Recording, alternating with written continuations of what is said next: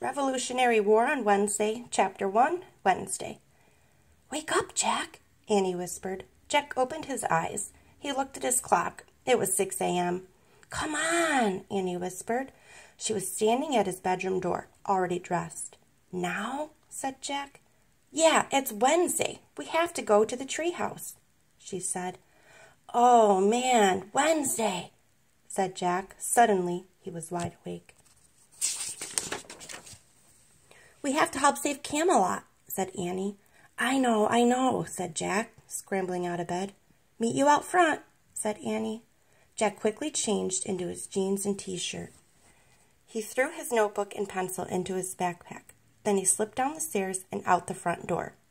Annie was waiting in the gray early light. "All set?" she whispered. "Yep," said Jack. They took off running across their yard.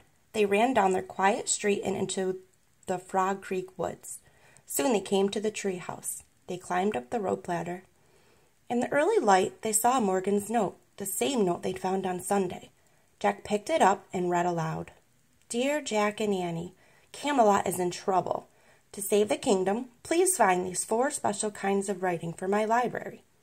Something to follow, something to send, something to learn, something to lend. Thank you, Morgan."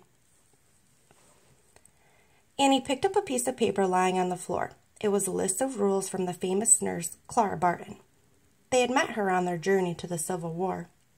"On Sunday, we found the first special writing," said Annie. "Something to follow."